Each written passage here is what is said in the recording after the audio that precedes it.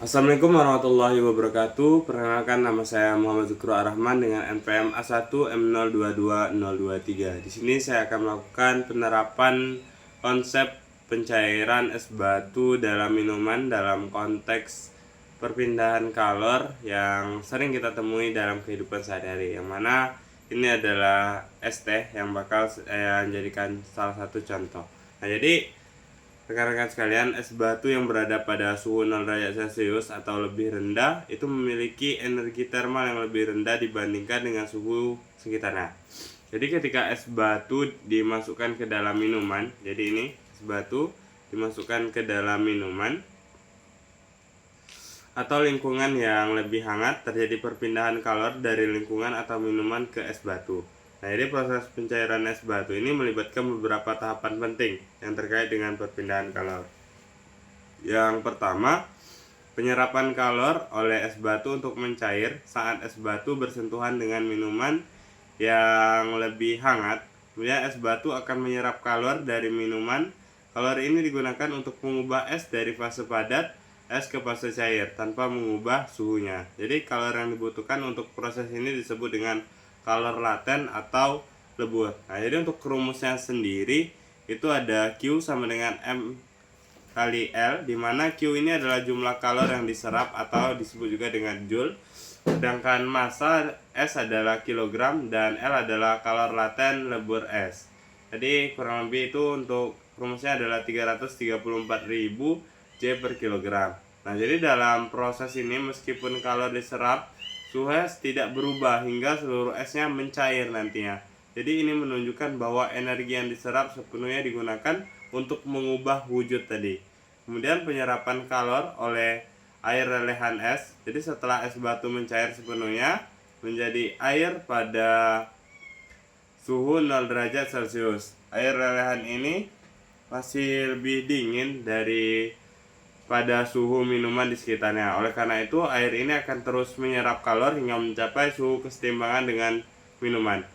Sedangkan rumus kalor sensibel atau penyerapan kalor oleh air adalah Q sama dengan M kali C kali delta T, di mana C ini adalah kalor jenis air yang mana 4186 J per gram Celcius. Kemudian delta T-nya adalah perubahan suhu air lelehan dari 0 derajat Celcius hingga suhu kesetimbangan. Nah, jadi berdasarkan dari analisis energi dan dampaknya, pencairan es batu sebagai proses endotermik. Nah, jadi proses ini adalah endotermik karena es menyerap energi atau kalor dari lingkungannya, tidak hanya mengurangi suhu minuman tapi juga menunjukkan bagaimana energi digunakan untuk mengubah fase zat. Kemudian yang kedua adalah dampak pada lingkungan sekitar. Ketika es ini nanti mencair, suhu lingkungan misalnya minuman nih, nah menurun karena energi yang ada dalam bentuk panas digunakan untuk mencairkan es. Nah, jadi ini menggunakan panas tadi, ini airnya panas, yang pertamanya panas, kemudian ini ditambahkan dengan es, jadi membantu dalam proses pencairan. Kemudian yang ketiga, aplikasi nyata. Jadi fenomena ini diaplikasikan secara luas, misalnya dalam pendinginan minuman. Nah, ini salah satu contohnya adalah pendinginan minuman.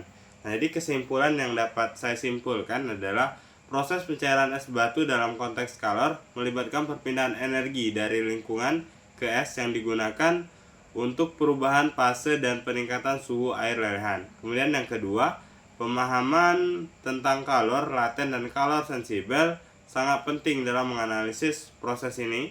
Kemudian yang ketiga, aplikasi konsep ini terlihat dalam kehidupan sehari-hari dan menunjukkan bagaimana energi berpindah dan mengubah keadaan fisik suatu benda.